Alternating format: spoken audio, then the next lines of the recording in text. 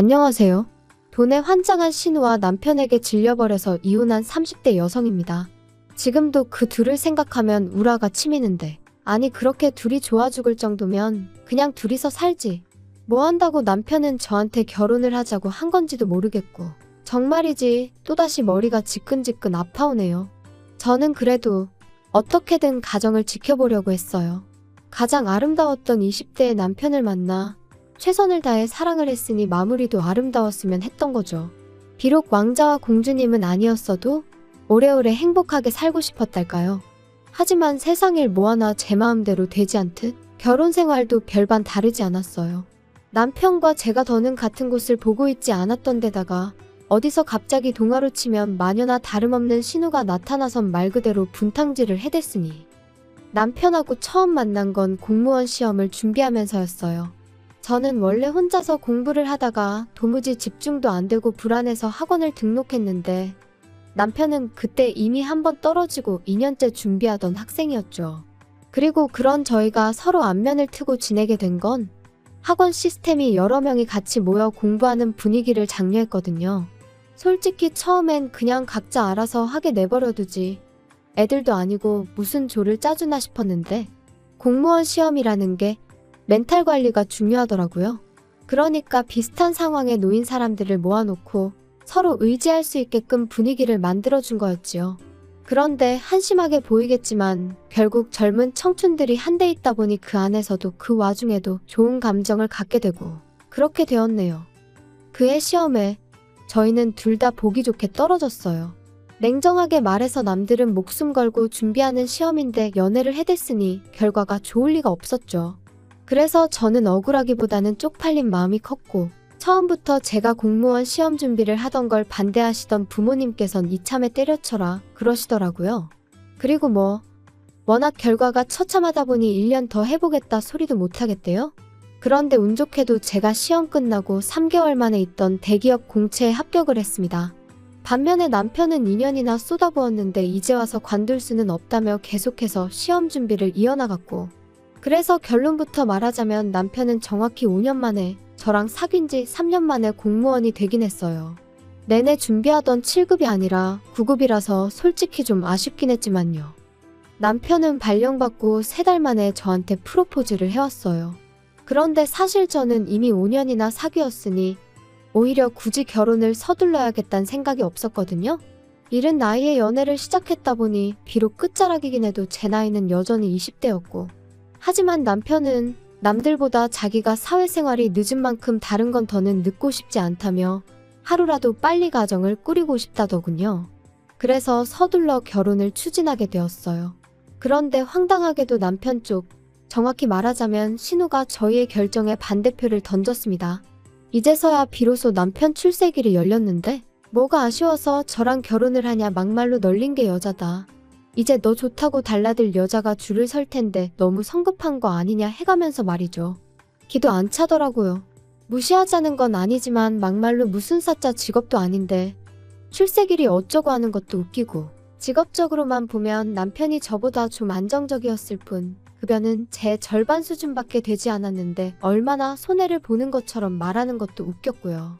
그리고 지금 생각해보면 이런 신우의 헛소리를 전달한 남편도 문제였는데 그때는 그렇게 생각을 못하고 저에게 뭐 하나 숨기지 않는다는 사실이 바람직하다고 느꼈는데 정말 눈에 뭐가 씌었던 건가 싶기도 해요. 아무튼 결국 참다 못한 제가 남편더러 신우 좀 어떻게 해보라고 신우의 저 헛소리를 해결하지 못하면 결혼은 못한다 했습니다. 그랬더니 며칠 뒤 다름 아닌 시부모님께서 저에게 연락을 하셔선 따로 만나자시대요. 그리고는 당신들 딸 그러니까 신우가 남편보다 6살 많은데 어려서부터 동생에 대한 애착이 무척 남달랐다 하시더니 첫째라서 책임감이 강하다 당신들이 좀 오냐오냐 해줬더니 자기가 다 옳다고 생각하는 면이 있다. 그래도 애가 속정이 깊어서 결혼하고 가족이 되면 너한테도 금방 잘해줄 거다 그런 말씀을 하셨지요.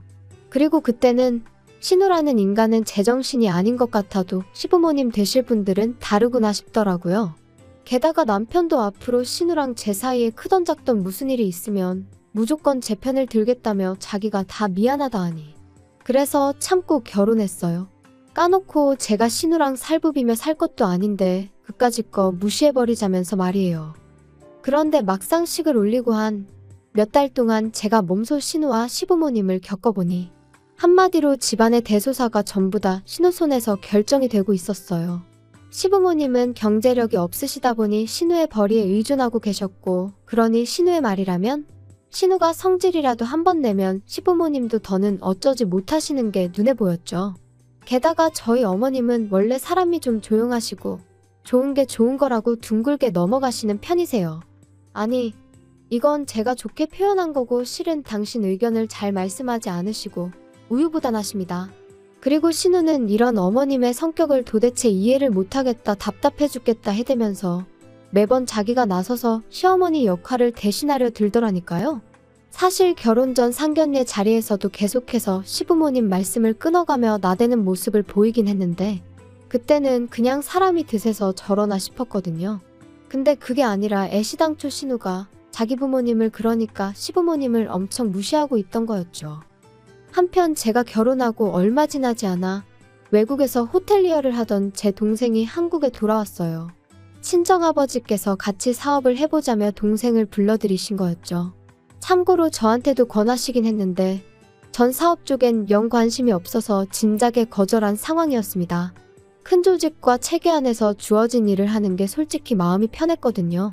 그리고 그때만 해도 제가 이혼을 하게 될 줄은 몰랐고 오히려 남편과 아이를 낳고 그렇게 살 줄 알았으니 사업까지 잘해낼 자신이 없었던 것도 사실이고요. 그런데 그 사업이란 게 말 그대로 대박이 났어요. 초기 자본금 6억. 적지 않은 돈이 들어간 사업이었지만 전액 회수까지 오랜 시간이 걸리지는 않았습니다. 그리고 그런 와중에 친정아버지께선 저도 많이 챙겨주셨어요. 특히나 제가 그렇게 갖고 싶어하던 비사의 외제차를 사주시기도 하셨고요. 그런데 그 차를 받은 게 화근이었을까요? 그 무렵부터 남편이 자기도 공무원 때려치고 저희 아버지 밑에 들어가서 사업을 하고 싶다 뭐 그런 소리를 자꾸 하는 거예요. 제가 그건 안 된다고 몇 번이나 얘기를 했는데도요. 표정이 왜 그래? 사무실에서 무슨 일 있었어? 똑같지 뭐. 맨날 싫은 소리나 듣고 내가 그 쥐꼬리만한 돈 벌자고 이렇게 수모를 겪으며 살아야 하는 건가 싶어. 이러려고 5년씩이나 갖다 바쳤나 싶고 아버님이랑 처남은 사장님 소리 들어가면서 일하니 적어도 무시는 안 당할 거 아냐. 서운하다 서운해. 사람마다 하는 일마다 받는 스트레스의 종류가 달라서 그렇지. 아버지도 경수도 다 나름의 고충이 있어. 그러니까 자꾸 비교는 하지 마. 그래도 사장으로 받는 고충이랑 내가 받는 고충이라 같겠냐? 하여튼 자기 일하니라고 말은. 기껏 걱정해서 한 말인데 무슨 말을 그렇게 해? 나도 지금 하는 일 때려치고 사업하고 싶다니까? 그러지 말고 장인어른한테 다시 한번 얘기 좀 해봐. 아니 사위도 자식이라며 근데 왜 처남만 데리고 사업을 하시는 거야? 막말로 이거 진짜 차별하냐? 진짜 서운하다니까. 그걸 나한테 따져도 소용없어.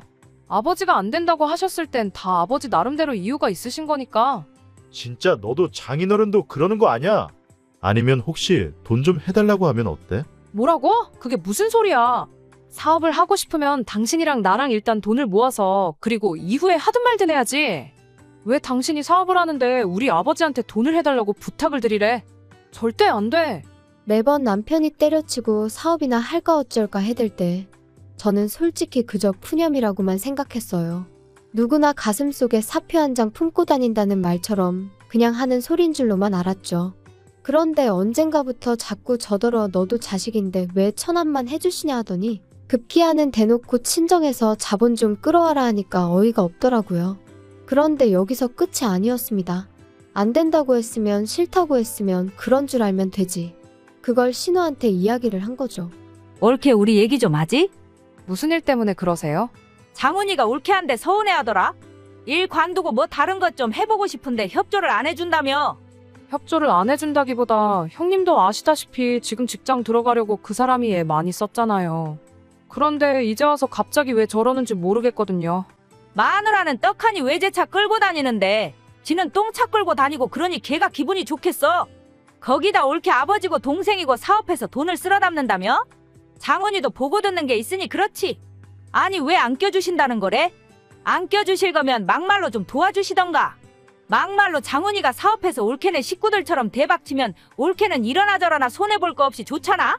사업이라는 게 한두 푼 드는 일도 아니고. 그리고 친정이랑 돈 문제로 엮이는 거 싫어요. 결혼할 때 도와주신 것만으로도 저는 충분하거든요. 올케는 왜 자기 자신만 생각해? 너무 이기적이다. 식구들이 원래 다 그렇게 이기적인가 봐? 그러니까 사위고 매형이고 남편인 우리 장훈이가 저렇게 서운해하는데도 누구 하나 먼저 손 내미는 사람이 없지. 말 좀 가려가며 하세요. 막말로 그렇게 안쓰러우면 형님이 뭐라도 하나 차려주시면 되겠네요. 진짜 마누라가 돼서는 내조냐고 하는 건 쥐뿔도 없고 내가 그때 어떻게든 니들 둘이 결혼 못하게 했어야 하는데. 그때도 저는 신우의 그런 폭언이 솔직히 처음도 아니었고 그래서 아주 남매가 쌍으로 난리구나. 별로 개의치 않았어요. 평소에 그렇듯이 이러다 말겠지 했던 거죠. 그런데 어이없게도 신우가 저 몰래 저희 친정아버지한테 연락을 드렸더라고요. 평소 제 행실 때문에 저희 부부가 이혼위기에 놓였다면서 거기에 관해 어른들끼리 이야기를 좀 나누자면서요. 그리고 저희 친정아버지는 그때만 하더라도 신우가 단순히 시부모님 대신 약속을 잡는 정도로만 생각을 하셨지 신우가 자리에 직접 나올 줄은 상상도 못 하셨답니다. 요새 잘 나가신다는 이야기는 들었는데 오늘 보니 틀린 말은 아니네요. 거두절미하고 말씀드릴게요. 사위도 자식이라는데 너무하신 거 아닌가요? 사위도 자식 맞지요. 하지만 공과 사는 구분해야 하지 않겠습니까? 아드님하고 하시는 사업이 공이고 사위는 살아서 못 껴준다니 지나가던 걔도 들으면 웃겠네요. 말씀을 그런 식으로 하신다니 더 알아듣기 쉽게 말씀을 드려야겠네요. 아들은 아들이기 이전에 사업 파트너로 필요한 역량이 갖춰져 있는 인재입니다. 하지만 사위는 뭘 할 수 있나요? 제가 보기에 사위는 일머리는 어떨지 몰라도 사업을 할 제목은 못 됩니다. 그리고 어째서 사돈 아가씨가 나왔습니까? 나랑 만나는 걸 부모님도 아세요? 부모님 뜻이 제 뜻이고 제 뜻이 부모님 뜻이라 생각하시면 되세요.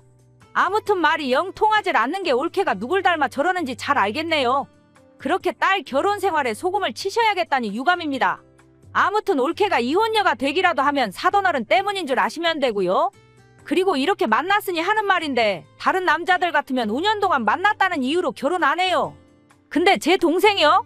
애가 워낙 순하고 착하니 그렇게 책임지려고 안 해도 된다. 그 여자애도 즐길 대로 다 즐겼다 말을 해줘도 자기 아니면 안 되는 여자라면서 그렇게 올케랑 결혼한 거예요. 그런데 올케가 해온 게 뭐가 있어요? 아무튼 다들 왜 이렇게 양심이 없는지 몰라.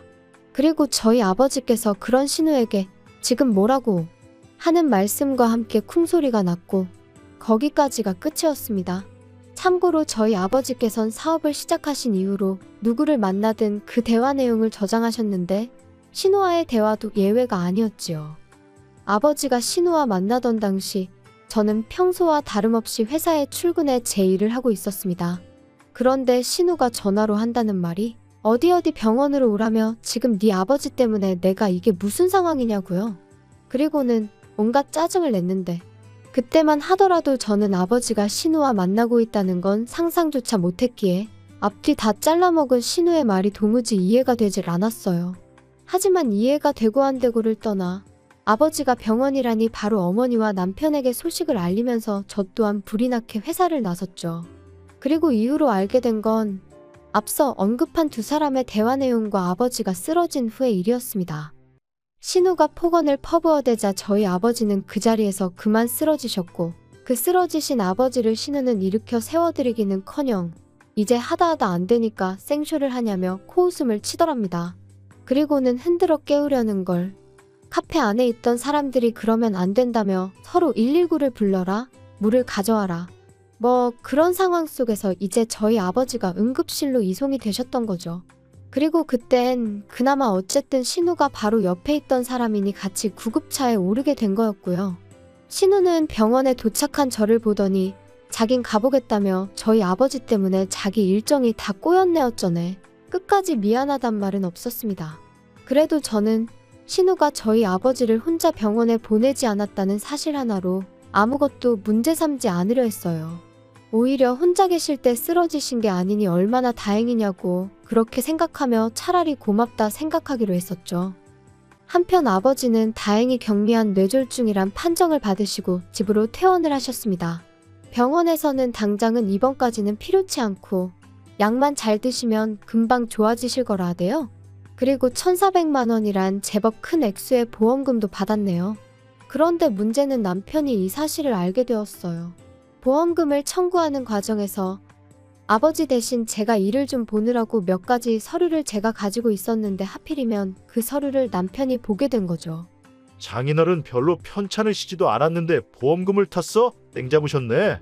무슨 말을 그렇게 해? 별로 편찮지도 않으셨다니. 그래도 119까지 타고 병원에 가셔야 했다고. 정말 자기 말할 때 생각 좀 하고 말해. 넌 뭘 또 그렇게 예민을 떠냐? 야, 그건 그렇고 우리 누나한테도 성의 표시는 해야 하는 거 아냐? 성의 표시? 무슨 성의 표시? 병원에 같이 가준 일에 대해서라면 계좌로 20만 원 보내드렸어. 20만 원? 장난하냐? 장인어른 목숨을 구해준 생명의 은인한테? 너는 근데 생명의 은인한테 꼴랑 20만 원을 보내냐? 야, 대단하다 대단해. 생명의 은인이라니 솔직히 너무 오버하는 거 아니야? 막말로 형님 때문에 우리 아버지가 쓰러지신 건 아니고? 그리고 말이 나왔으니 말이지만 형님도 제발 적당히 나서시라 그래. 형님이랑 우리 아버지랑 같이 마주 앉아서 자식의 길을 나눌 그게 되니? 막말로 어머님 아버님이 돌아가신 것도 아니고 멀쩡히 살아계신데. 우리 부모님이 괜찮다는데 네가 뭔 상관이야? 상관 있지. 형님이 우리 아버지한테 맘먹으려 들잖아. 진짜 한번 해보자는 거야? 야, 됐다 됐어. 내가 너랑 무슨 이야기를 하겠냐?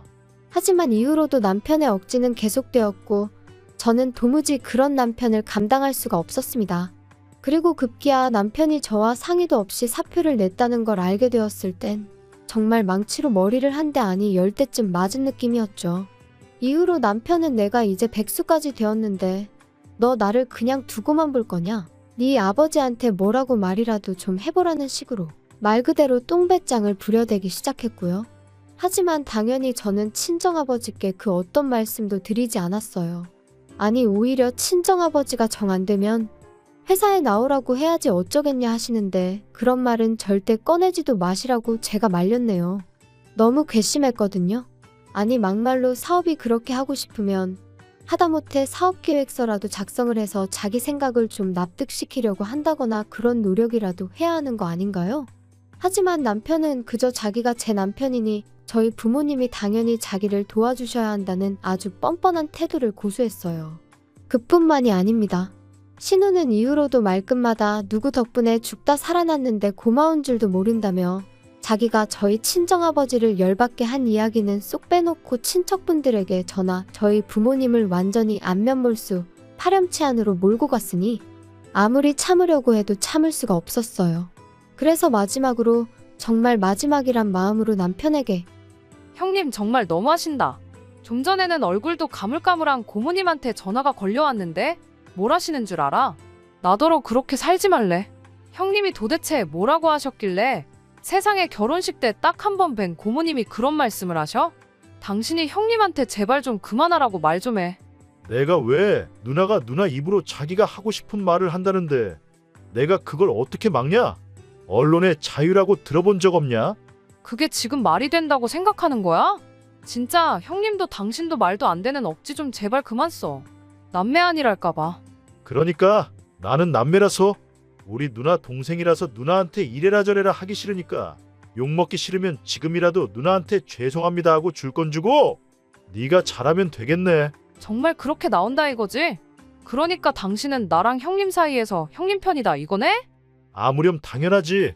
우리 누나는 이러나 저러나 나를 위해선 뭐든지 할 사람이지만 너야말로 나랑 장인어른 사이에서 장인어른 입장만 생각하잖아.